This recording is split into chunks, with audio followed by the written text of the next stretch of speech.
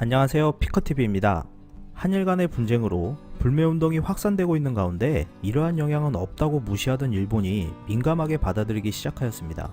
이러한 반면 한국에서는 힘든 이 와중에서도 핵심 기술 개발과 적용을 하였다는데요. 이에 대해 알아보았습니다. 18일 NHK 보도에 따르면 일본 관광청이 한국과의 긴장 상태로 인해 일본 관광에 어떠한 영향을 미치고 있는지 감시하고 있다고 전하였습니다. 히로시 타바타 국장은 개인 관광객에 대한 영향은 제한적이며 한일 분쟁은 일본 관광에 큰 영향을 미치지 않았다고 언급하였는데요. 그러나 타바타 국장은 한국의 분위기로 봐서는 한국 관광객이 일본에 오는 것을 피할 수 있다는 가능성에 대해서는 부정할 수 없다면서 우리는 계속 주목하고 있다라고 하였습니다. 상케이 신문에서는 방한 관광객 소비액 8조엔 달성이 힘들게 됐다며 이유로 한일 관계 악화를 들었습니다.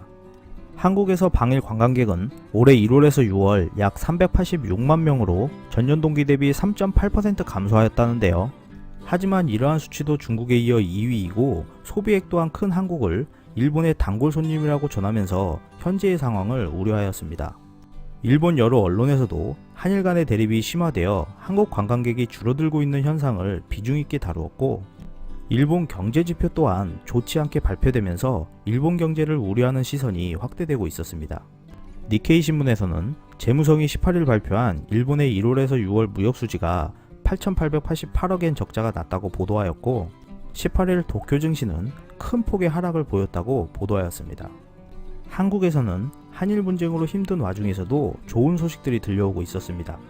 18일 삼성전자는 세계 최초로 역대 최고 속도를 구현할 수 있는 12GB LPDDR5 모바일 D램을 양산한다고 밝혔는데요.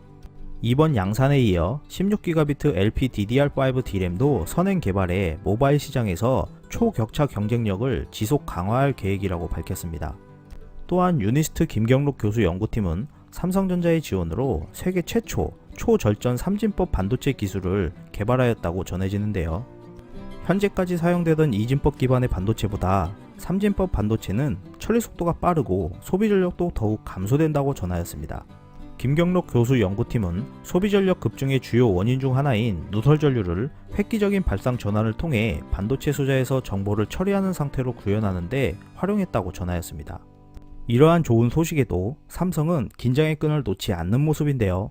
18일 전자업계에 따르면 삼성전자가 공급사들에게 모든 자재를 90일치 이상 확보해달라고 요청하였다 전해집니다.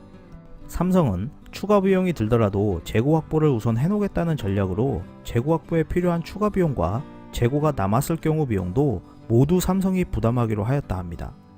삼성전자는 공문에서 늦어도 8월 15일까지 안전재고 확보를 당부하였다는데요.